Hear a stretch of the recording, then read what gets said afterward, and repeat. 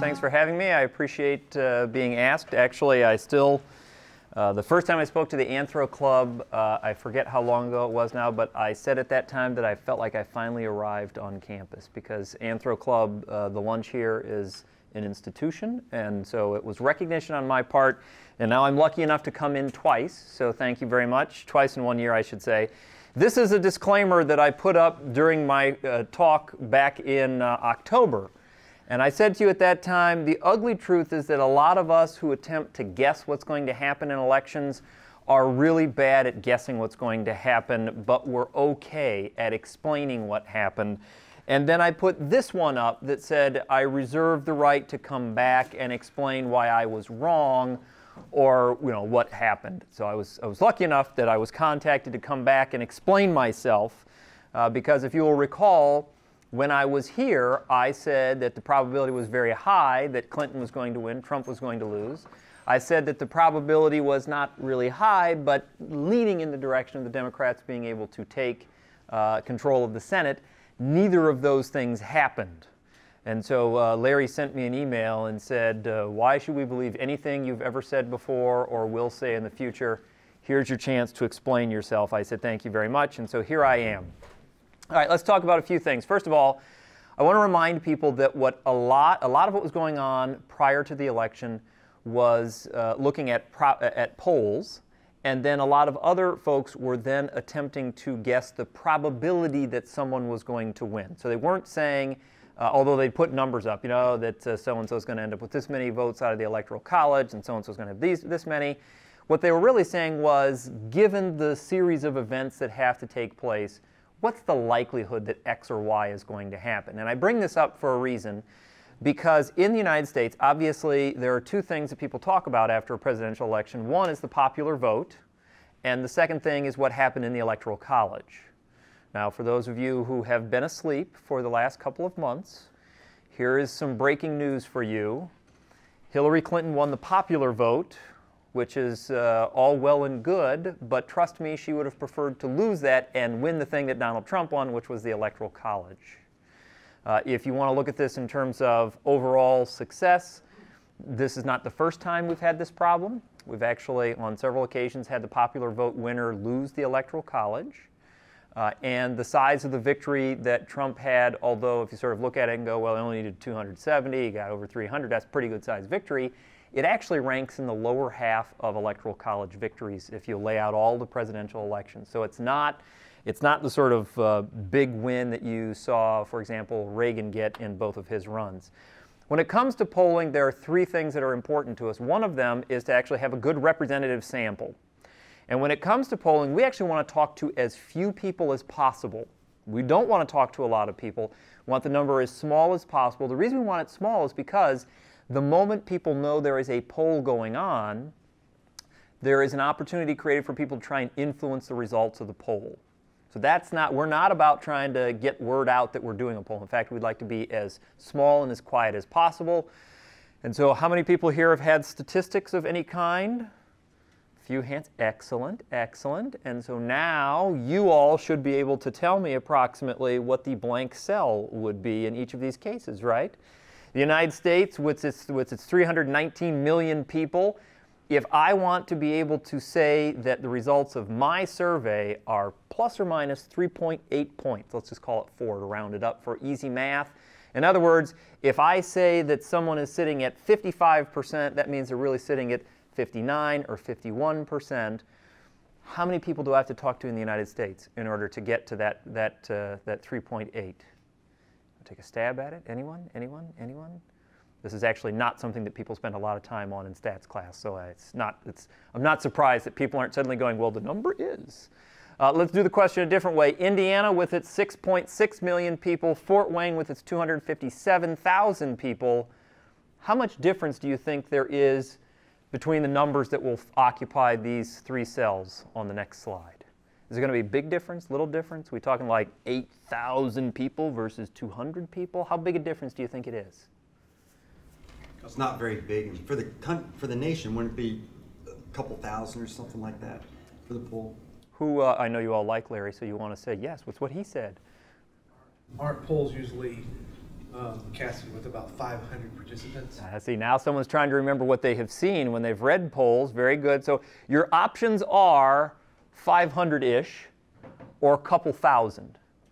Keeping in mind that Larry controls the destiny of several of you in the room, I will understand if you go with a couple thousand. Here come the answers. 665 for the first two boxes and 663 for this last one. Now remember, this is through the magic of statistics that we can do this.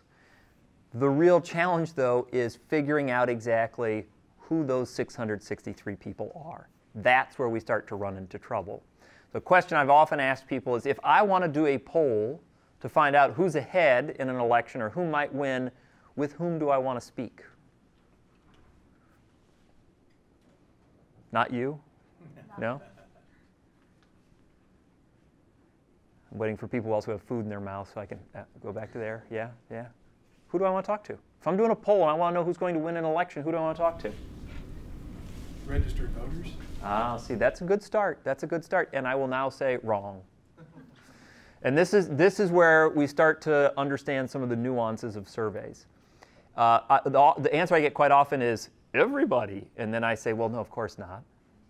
Then we narrow it down to registered voters. Now, he has said undecided, except that's still missing a big part of those people who are going to show up and vote, isn't it?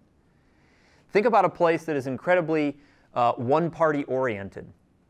In Indiana, you can think Allen County, you can go down to Hamilton County, you can go up to Lake County, Brown County. These are all places that are one-party dominated.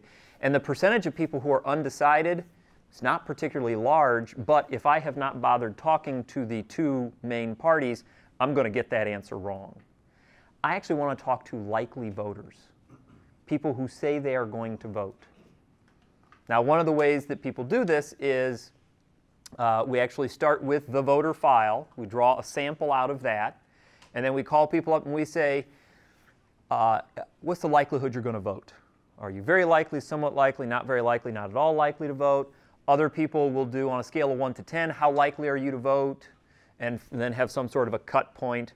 I'm a fan of the 1 to 10 scale because it allows you to sort of, if you're not sure about the electorate, you can bring the number down a little bit. If you're feeling like it's fairly narrow, then take it up a little bit. For surveys that we do here, we're often like in that 7 or 8 as our cut point. We're fairly confident those are people who are going to show up and vote. Now, obviously, by starting with the voter file, though, I'm missing people who aren't registered to vote, who might suddenly become registered to vote. I'm also, by doing this through telephone, ruling out some other people who don't have phones, for example.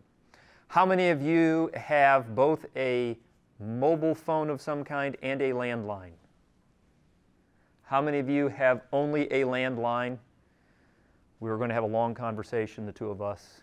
You are about to become historic. We get oral histories with people who only have landlines now, so we can remember what that was like as we move away from that. How many of you have a mobile phone of some kind and nothing else? Yeah, see, isn't this interesting? Whose phone number am I using? Who am I calling? Now, in Indiana, to this day, right now, this will probably change by the time we get to the 2018 elections.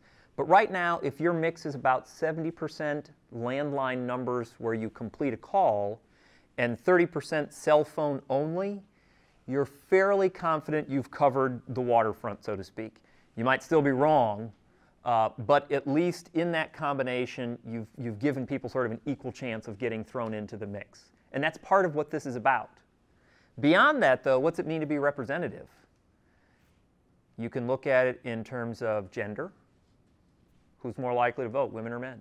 Age, old people, young people, middle-aged people, educational attainment. Now, there are things we know. For example, those with higher educational attainment, more likely to vote.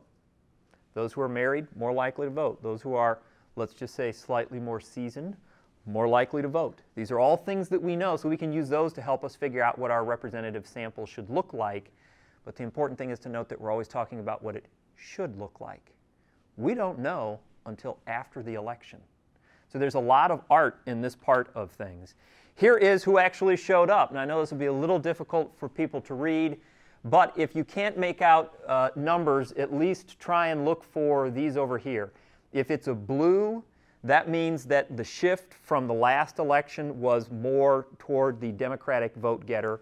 If it's red, it's more toward the Republican vote getter. So if we take a look, under gender, 54% of the women voted for Hillary Clinton. That is only, according to this exit poll from New York Times, 1% higher than the percentage of women who voted for Barack Obama. Now we begin to understand where things can go wrong in terms of the polling. Because there was this assumption that Hillary Clinton was going to do really well among women. In fact, to the day of the election, and even afterwards, people were like, well, women really voted for her. But if you go look at what we call the gender gap, in other words, the percent difference between votes going to one candidate based on gender, it was not that large. It was the largest we have seen in some time, but by a razor-thin margin. And so women didn't support Hillary Clinton the way people thought they would.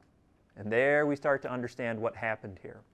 If you take a look at things like race, for example, Hillary Clinton pulled in 88% of the African American vote. That's pretty close to what you would expect for a Democrat. That 88, 89, maybe 90, 91, somewhere in there, that's what you would expect. Once again, not overperforming. And so another part of the coalition sort of starts to fall away a little bit. In terms of age, did pretty well in the youngest category, 18 to 29, but by the time you get to 30 to 44, it begins to fall off, and then being only in the middle 40s for people who are 65 and over, that's not a good recipe for a win. That is not a good recipe for a win. When we look at education, a lot of people say, well, this makes sense. Postgraduate folks, that's not surprising that they end up going for the Democratic candidate. But among college graduates, she beat Donald Trump but didn't clear a majority. And then obviously you would expect Donald Trump, given the way he was campaigning, the message he was delivering, that sort of protectionist approach that I want to protect your job, those sorts of things. A lot of that was directed at people who are in manufacturing jobs. And for a lot of them, that means high school diploma or only some college. He won both of those categories, but once again, not by a very big margin. And this is part of the explanation for why we have someone who can win the popular vote and lose the Electoral College. I have a couple more slides. I think I have a total of 4 of these. A couple of other places, folks who are not making much money. This is a place where Democrats usually do better. She won 53%, but not by the sort of margin you would expect. When you look at higher income folks, he in some respects did not perform quite as well as expected there, but his message wasn't necessarily directed at a lot of them. So this was a strange year in terms of what he was saying and what she was doing. We always expect the Democrats to do better in urban areas, so cities of 50,000 or more, population centers 50,000 more. She did all right there. In the burbs, some people would argue she actually did pretty well there, and he underperformed because suburbs are usually a place where the Republicans dominate. So that's a place where she maybe outperformed. That's a maybe. But in terms of small city and rural, close to 2/3 of them going for Trump. We can start to get a picture of who was showing up to vote for each of them. This split right here is what we would expect when you are the nominee of your party. If you're not at that 90% number, something has gone wrong. I will point out she's at 89%. Given that this is a poll, she could have been a little higher than that, a little lower than that. She would, of course, wanted more than that. But I think this actually surprises people. He was at 90%. And remember, before the election, how many Republicans were talking about the indigestion they had. They didn't want to vote for them. They weren't sure, they weren't sure, they weren't sure. Push came to shove. They walked in, and maybe they held their nose. Maybe they offered up whatever sort of prayer they do, and then they voted for him and they walked out. So, he did pretty well there. And then, of course, independent or something else, this is where the race is usually decided. If you look nationwide, typically there are more Democrats than Republicans, whether this is self-identified or other things. And it's in this independent or other party area where the victory is found. Barack Obama won this category somewhat handily in 2008. He lost it in 2012, but just by a little bit. And in this case, We're talking 48 to 42. That's a pretty good-sized victory there. Let's move down to this one. We heard an awful lot about part of the reason for selecting Mike Pence as a VP was to help galvanize social conservatives to Donald Trump. Donald Trump's position on several issues has evolved, some would say, changed. Others would say flip-flopped, was taking advantage of a situation. I don't care which explanation you want to give. There were a number of people, especially evangelicals, who were more than a little concerned about him as a candidate. Mike Pence was supposed to help solidify that, and to the tune of 58%, he did all right there. And as you can see, the arrow moved in the direction of the Republicans. So it worked. In spite of the possibility that people weren't comfortable with him, it ended up working all right for him. Specifically among evangelicals, he did quite well. There was a very big bump for Donald Trump among evangelicals. So they bought in, they accepted him. They came out and said, yes, he's our person. A lot of people have stopped looking at these classifications of, Catholic, Lutheran, Jewish, Muslim, and instead are looking at a measure of religiosity. How often are you going to services, whatever those services are? So this is becoming a much more interesting variable that people are very excited about. And not surprisingly, she did better among the nevers. He did better among those who go once a week. So in some respects, it doesn't matter which flavor you are. If you're going all the time, you're more than likely on the conservative end of the spectrum. And then finally, oh yeah, I forgot about these questions. Best description of my vote. I strongly favor my candidate. I like my candidate, but with reservations. I dislike the other candidate. How many of you heard somebody, maybe even you yourself, said, I don't like either one of them. I dislike this one less. This was truly the lesser of two evils kind of election for a lot of people. Some people are thinking, oh, I'm going to go Gary Johnson, I'm going to go Gary Johnson, and then he had his Aleppo moments and other things, and people were like, okay, in good conscience, I can't go there. Or they thought, I still want to pick a winner, and the Libertarian candidate's not going to win, so I got to go with one of the other two. Just take a look at this. 51% of the people who said, I just dislike the other person, went for Trump. There was a level of anger in this election that a lot of polls weren't able to capture. And quite frankly, the campaigns didn't capture it either. And we'll talk about that in a little bit. When you ask people, are you better off today, worse today, or about the same, better today, of course, people are going to stick with the same party. They believe that Clinton could be partially a continuation of the Obama administration or policy, so yes, she's going to do better there. Worse today, it's what you'd expect. And then what do you expect for the next generation? Will life be better? Will it be worse? Will it be about the same? People who thought it would be worse were looking for that big change. Yeah, quick question, the change from 2012? There's nothing there because that question was not asked in this poll. Yep, sorry, thank you for bringing that up. Okay, trustworthiness, yeah, what the heck? Let's throw it in there. I forgot I threw this up there. This is the problem when looking at polling data and you're in your office and there are no time constraints. Everything's like, well, that's interesting too. And so you add it in and then you realize, wait a minute, that's too long. Do you think Hillary Clinton is honest and trustworthy? Do you think Donald Trump is honest and trustworthy? Of those who voted for Clinton, not surprisingly, 94% of them said yes, honest and trustworthy. Of those who voted for Trump, 94% of them said honest or trustworthy.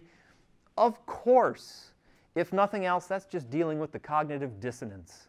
This is an exit poll. These are people who are coming out from voting. They're going to walk out and go, no, I voted for the dishonest one. Of course not. Well, okay, a few people do. They're interesting individuals. Don't quite know what their thinking is, but they're fun individuals. And then, when did you make up your mind? Last few days to September or even before that?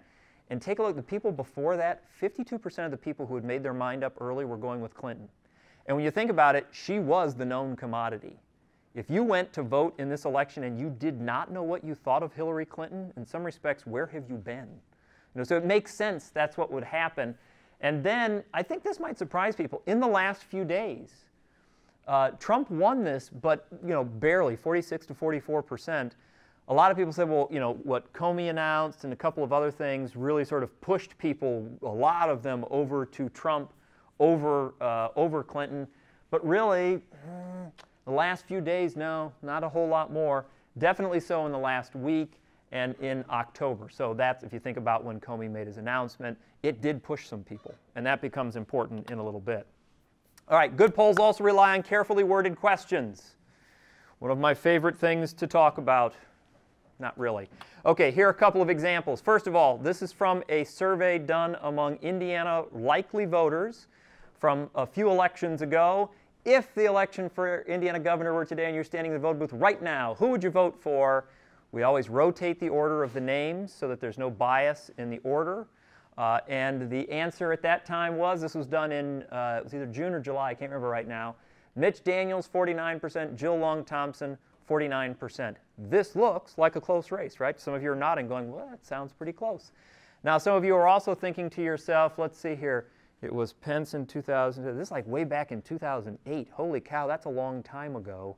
I don't even remember who these people are. Just to remind you, this guy is the president of Purdue University, just in case you hadn't remembered that.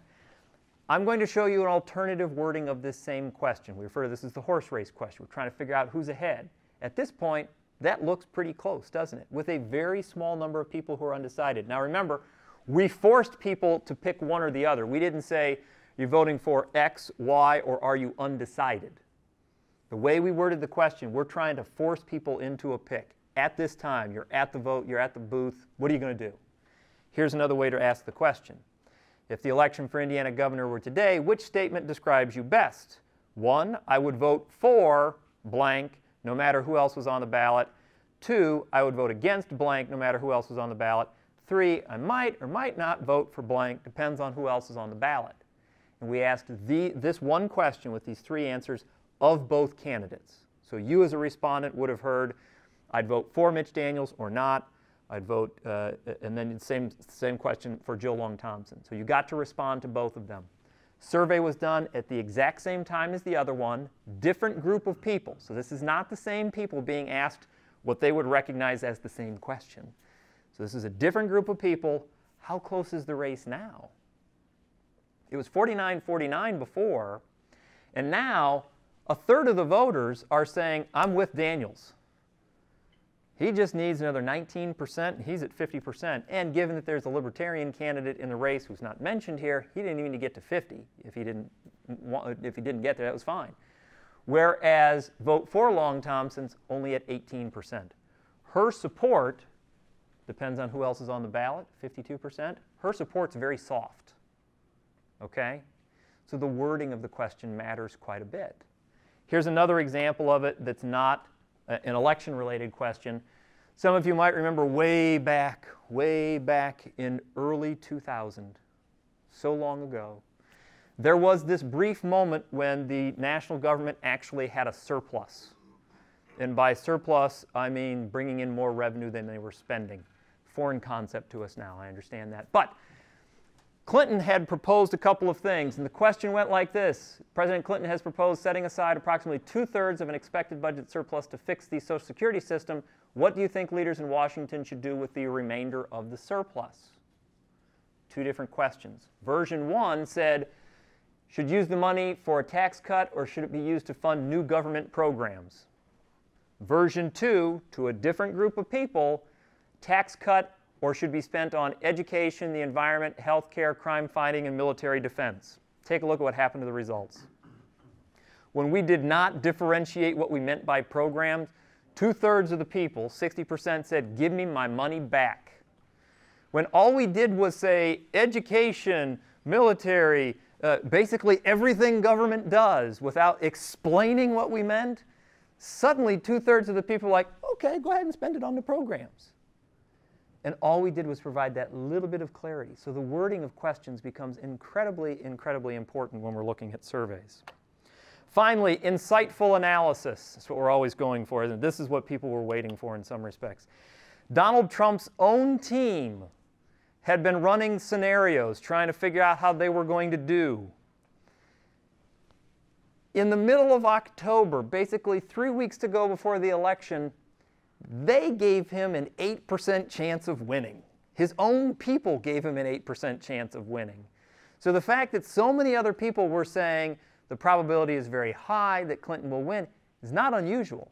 The methods being used are the same for the most part.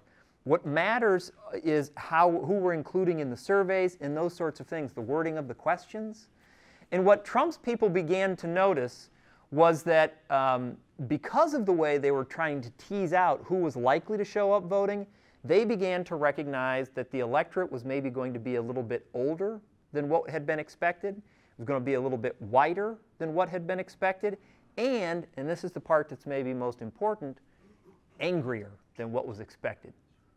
People who were thinking, things suck right now. I'm mad and I want things to change. So he began to tap into that.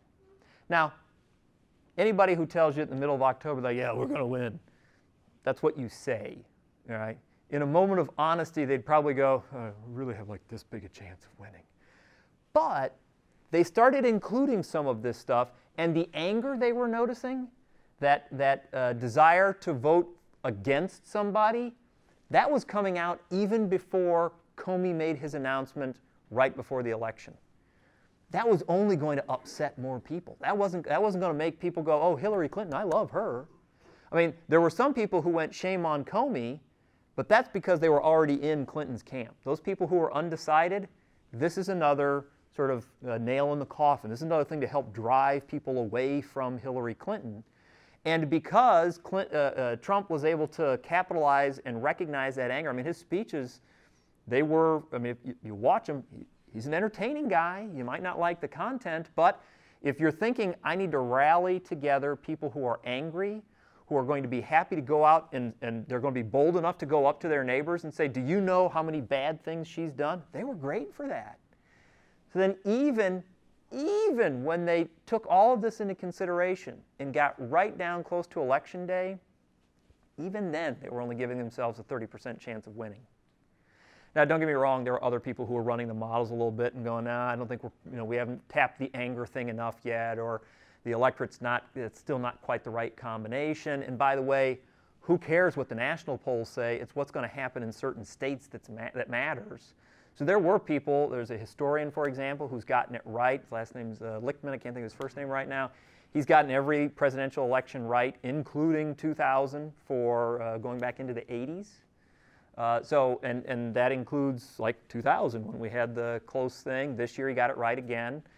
By the way, he's also quick to remind people he has predicted that Trump will be, that he will be impeached as well. And there are people who are like, I believe your forecast about the elections because of your accuracy and the data that you use, but I disagree with you about impeachment. So, sort of where you stand makes you, how you look at things matters. All right, I showed you both of these when I was here last time. This map over here, these both come from RealClearPolitics. RealClearPolitics goes out and finds polls and then aggregates them and manipulates the numbers a little bit and says, here's what we think is going to happen. They recognize that some states are toss-ups. So for example, Florida, Georgia, North Carolina, Ohio, they recognize those as toss-ups. And they said, but if you take the states that we're confident about, Clinton is already sitting at 260, Trump is sitting at 165, we've got 113 that are up for grabs. And then they said, if you force us to take those toss-ups and put them someplace, here's what will happen. We're going to give Florida and Georgia and Ohio to Trump, but we're going to give, for example, Minnesota to Clinton. We're going to give Nevada to Trump. And so they started playing around with numbers, and they said, okay, now she's at 272. She only needs 270 to win. That's what their guess was. And this is actually pretty logical. The states that we talk about in terms of them being toss-up states, Arizona was an unusual toss-up state this election, I would argue, but Florida, Iowa, Maine, Minnesota, North Carolina, Ohio, those are all, they're toss-up states every election. So to put them in that category, there's nothing unusual about that. And if you start with the assumption that she's sitting at 260, she could get to 270 by winning Minnesota and the two from Maine that we were unsure of, or by winning Ohio, or by winning Florida, or by winning North Carolina, or by winning Arizona. That's 5 ways to get there. So if you're thinking in terms of probabilities, come on, 5 paths. Surely one of them is going to come through. That's what people were thinking. Here is the actual set of results. Here, this is 2008. This is 2012. Here is 2016. These have the actual totals on them. So in 2008, Obama won with 365 to McCain's 173. In 2012, he dropped off a little bit to 332. Romney had 206. And then this year in 2016, Trump had 306 and Clinton had 232. Here's where the problem came in. Just about everybody was saying Clinton will win Michigan and or Pennsylvania and or Wisconsin. And actually, when push comes to shove, pretty much everybody was saying she's going to win all three of those. That's a total of 46 electors. Now remember, she, according to RealClearPolitics, was going to end up with 272. But by losing these states that they thought were foregone conclusions, her 272 just dropped down to 226. And how do you make up the others to get you up to 270? Well, theoretically, if she could win Florida and Carolina, she could get there still. But who would have said she's going to lose these three? That's where we start to run into some interesting moments. I also brought up Nate Silver, 538.com. He was saying right before the election she had an 80% chance of winning. He looked at things a variety of ways. I'm just picking this one. She's going to end up somewhere around 318 electors. Trump was going to end up somewhere around 220. Now, the light blue states, in other words, the states that Real Clear would have considered to be toss-ups, Florida, North Carolina, so they sound familiar, don't they? Take her 318 and subtract a loss in every one of those, and she's down to 246. Now, that's not the greatest thing to do statistically, but you can start to see how 270 becomes fragile in a hurry. There's something I want to point out to you, too. When you talk about states like Ohio, Michigan, Wisconsin, they share, in many respects, an economy. It's not dissimilar. They have a lot of people who have manufacturing jobs or have friends who have manufacturing jobs, people who have seen jobs disappear because of NAFTA, or more accurately, move elsewhere. And on top of that, Hillary Clinton lost in Michigan in a surprising way. So what some people before the election were pointing out was that if she were to lose Ohio, you should actually really think about the prospect that she could lose Michigan or Pennsylvania because of the similarity in what's there. And so if it's really going to be an older, whiter, angrier electorate, why would that electorate be different in Pennsylvania, Ohio, and Michigan, since they are fairly similar states? Now, in terms of how the polls actually performed, these are the three that were surprise losses. Those were the ones that people said were hers. In fact, according to Real Clear, they said Clinton plus 3.4%. So they said she's going to be winning there. Pennsylvania, though, is just at 1.9 plus. But Wisconsin, 6.5. Surely she can't lose Wisconsin. And if you remember on election night, there were people who were like, well, what counties are not in? She's behind. Certainly this must just be like all the rural counties in Wisconsin that we have counted. And then you start seeing the map getting populated. Son of a gun, she's not doing so well in Milwaukee. And Madison, would have expected a little bigger victory there. And it just starts to sort of snowball.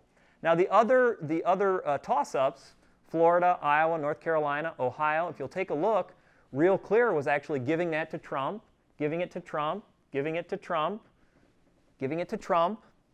So there was good reason to think that maybe, just maybe, there was a possibility here. And then forget the averages. Forget that. Set that aside. Florida, we see, goes both ways. Iowa goes both ways. But come on, Michigan, D all the time. Pennsylvania, D all the time. Wisconsin, D all the time. This is why a lot of people said, you know what, she's going to win those. She can go spend some time in other states. She can put Arizona in play. She can put Florida and Ohio in play. There are a lot of people who were saying, forget that. You know, everybody wants to run a 50-state strategy, but in the end, you want to win. You want to win. That's the goal, winning. So you know what you ought to do? Make sure you're going to win. And that means making sure you're winning the states you're supposed to win, because your party always wins them, and the other states you know you need. So remember, she had 5 paths to get there. In many respects, leading up to the election, she started spreading her resources out into all of those to try and get a big, big, big electoral college victory. She had the money to do it. When other people are saying, no, she should have just dumped everything into the places where she knew she had to do well, especially since we know Michigan was somewhat suspect. She did not do well there in the spring. One other way to look at the stats very quickly, just because I can't reach that high, RealClearPolitics average versus the actual final percentage. That's what we're looking at here in those same battleground states. So if we start down here in Wisconsin, RealClear said that Trump was going to get about 40%, Clinton was going to get about 47%, so they said Clinton by 6.5 points. The result was Trump by 0.7. In fact, it was by 23,000 votes. We move up. Pennsylvania, they said Clinton was supposed to win, but by 2 points. Now remember our conversation about margin of error. When I say you're at 50%, but the margin of error is plus or minus 4, add 4, take 4 away, that is within the margin of error and really a very small shift, 44,000 votes. Ohio, pretty good sized victory there for Trump, and the margin of error or the difference, basically 4 to 8, is pretty close to the margin of error. So when you start putting together the fact that the sample is not quite right and that they were close to begin with, this becomes even more understandable, doesn't it? Now the surprise losses, Michigan, North Carolina, and Pennsylvania, take a look at the number of votes in Michigan, 11,000 votes. And then ask yourself, what's the thing that makes an 11,000 vote difference? A lot of people were saying broadly when Comey made his announcement, and I hate to keep picking on him, but it's one of the big things in the media before the election, people were saying, well, it's his fault, he's to blame, he's to blame, he's to blame. Sure, you can blame him. And there's actually a pretty good chance there are 11,000 people in Michigan who may have changed their mind because of that. So every little thing can really make a difference when it comes right down to it. So this becomes all a lot easier to understand. Before the election, I gave you a list of resources that I thought were pretty good. I still think these are pretty good. For those of you who have not been following the world of fact-checking, everything gets fact-checked now. I believe right now Cam's been actually making sure that all of my stats are correct. He's telling me, yes, he has been. He's live streaming it right now on the College TV webpage. All the text is going up with little comments about how accurate I am. That might be the one thing that I've said that's inaccurate so far today. But fact-checking is a fascinating thing to keep your eye on. So places like factcheck.org or your other favorite places are things that I would suggest you take a look at. And then finally, to remind you, I am the director of the Mike Down Center for Indiana Politics. It's a nonpartisan organization, and our purpose in life is to help people understand the role of politics and government in your daily lives. And we hope that by doing that, you decide to participate. On that note, I would be happy to try, emphasis on the word try, and answer any questions I have not yet answered. I've got a couple methodological ones. Go. On the phone surveys, what proportion of people actually answer? Oh, an excellent question. On the phone survey, what percentage of people actually answer the question? Here is, this is how we figure out the number of telephone numbers we need in order to make the call. We assume that about 50% of the people we get on the phone will actually answer the questions, as long as the survey is not, like giant survey. And then we know that about half the numbers we deal with are not going to work. So that's how that's the rule of thumb for deciding the number of telephone numbers you need. What we do know is that cell phone folks are far less likely to participate than landline people. Now, normally people go, well, there you go, that's your error in your survey. Except remember who the Trump campaign figured out was going to show up in higher numbers than expected? Older folks who don't necessarily have only a cell phone. And if they are, sort of like, not that I'm that old, but like me, I have both. I have a landline still and I have a cell phone. So, I have a double the chance of getting included in that sort of thing. Can I ask a follow-up then? Sure. Is there any research that correlates people with different demographic characteristics or political leanings and their likelihood to answer? Oh, another good question. We are seeing that folks who are committed to something are more likely to. So for example, if your cell phone, it's a number you don't recognize, but you know you're living in a battleground state, or your number is from a battleground state. We'll talk about that in a second. Where you are is maybe different than your area code. But folks who are committed are actually more likely to participate because they want their voice to be heard. So that's one of the indicators that we look for. I am not sure. I have to go back and check in terms of party affiliation whether you're more or less likely to participate. The thing that I know is much more likely is whether it's a landline versus a cell phone. That's pretty clear and not changing a whole lot. Other questions? Yeah, I had 2 questions. One was more of a kind of a statement, but my first question is, when you looked at your statistics with Kerry and both of Obama's elections, did Hillary Clinton follow their plan or strategy as far as just leaving those those historic states and going out and campaigning in more swing states? Believe it or not, the Obama campaign ended up campaigning in a lot of swing states or non-traditionally D states in 2008. A little less so in 2012, but in 2008 definitely so. And remember, we're talking about somebody who picked up 365 electors in 2008. And if you just look at the red and blue distribution of states up here, there were some things that were strange. For example, he won Iowa, and then actually won Iowa again, sorry, but she lost Iowa. There are a couple of instances where we find that states are actually pretty consistent right now in terms of, I mean, just look at it. The West Coast is blue, the Upper Plains are red, Southeast is red, Northeast is blue. There's a lot of consistency right now. And unfortunately, given the fact that we're going after electors, I can lose a state or win a state by a big margin. It doesn't really matter. Almost all of the states are winner take all anyway. 2 states that are not. And so that you see a lot of attention to those states for that reason. There's a rumor floating around that Clinton was basically handed all of Obama's information. Here are the people who worked for us. These are our volunteers. This is what we know from canvassing standpoint. Take it and run. 2 things to point out. First of all, just about every campaign is given information by another campaign. No campaign uses all of it. I mean, the 12 Obama campaign didn't use everything the 08 campaign had. Some do better than others. And whenever we start looking at small losses and wins, people start saying it's because you didn't do this. That's one thing. And then secondly, the nature of elections changes. I mean, you have a strategy for running the way you want to run. And one of the big criticisms was that her message was not a, here's what I want to do for you message. It was, I'm not him. And that wasn't necessarily delivered in an effective manner on top of that. So did 2 questions? Yeah, with FBI Director Comey, I know a lot of people made an emphasis on what came out in October, October surprise.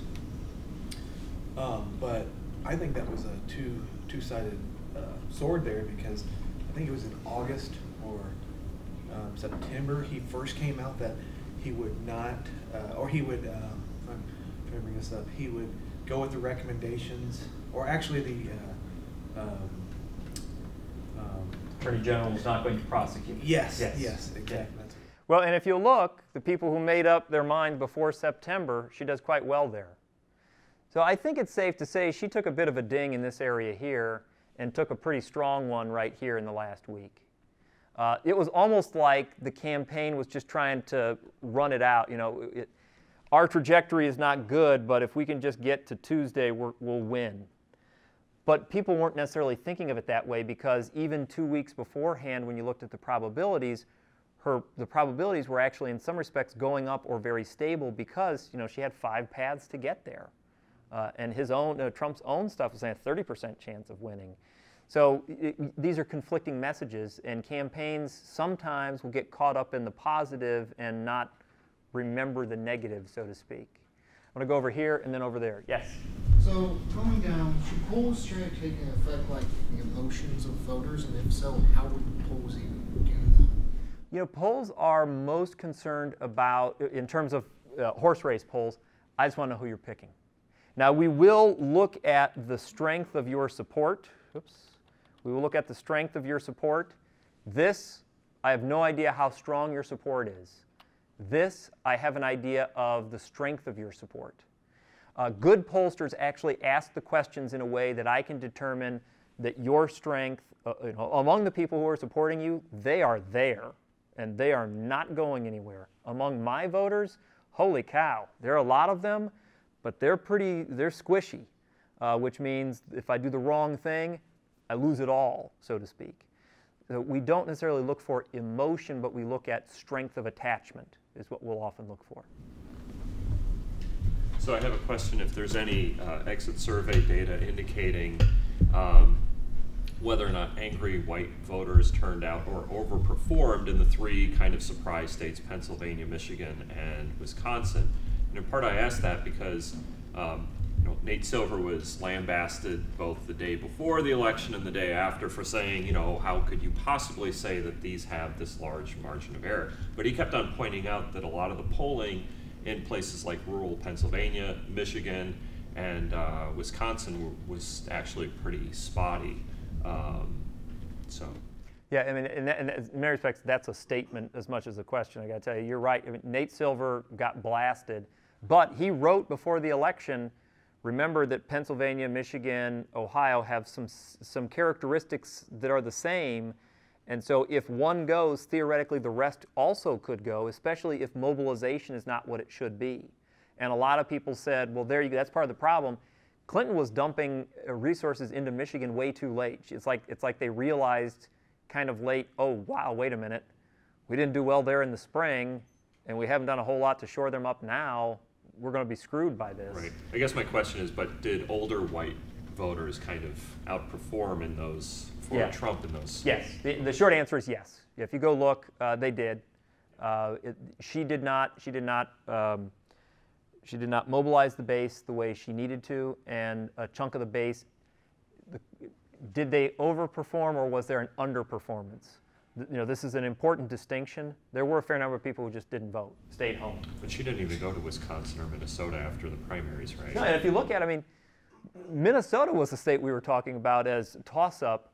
Wisconsin was this foregone conclusion. I mean, right at the end, RealClearPolitics saying 6.5 points, that's almost outside the margin of error. I mean, that's a big margin. And then she ended up losing it. So this is, it's not enough to see that the polls say you're doing well. You still have to be actually getting your voters out. And when your voter decides to stay home, that's a problem. And suddenly those who show up, their order of magnitude or their importance goes up. And it's a bit of both. Some people stayed home, and then some people flipped over, not unlike Reagan. We will now probably talk about Trump Democrats the way we talked about Reagan Democrats during his two runs. Last question, so that you can get to your Anthro Club meeting. I really appreciate the way you laid out the methodology by which you decide who to ask. You mentioned Trump's data team. I think I heard that they were from England. Do you think they could have had a different model of structure of U.S. society and how to go at polling that would have given them insights that Hillary Clinton's team did not have? Of course, we sociologists and anthropologists would say, of course, social construction of our reality, of course, yes, they're going to have that difference. Oh, no, I'm getting at something different. As outsiders, they could be more objective and really see what was there. Oh, actually, I was going to say, I think more likely, because of what happened in Brexit, they were recognizing the fragility of the models. Because we do talk to such a small number. I mean, think about it. If you're getting away with talking to even 1,200 people, and you screw up by 20 people who you're supposed to talk with, that does something. I think for them, because of Brexit, they saw that the model could be fragile. That's why they continued to run models that attempted to figure out who was really going to vote. So not the emotion issue, but who's really committed to voting. I think it's probably a little more of that in the sociology thing. So we'll throw that in there as well. Thank you all very much. I appreciate it. I hope you don't let me wait 4 years to come back and talk to the Anthro Club again. It's very nice of you to have me here. Enjoy your club meeting, which will begin now. Thanks, everybody.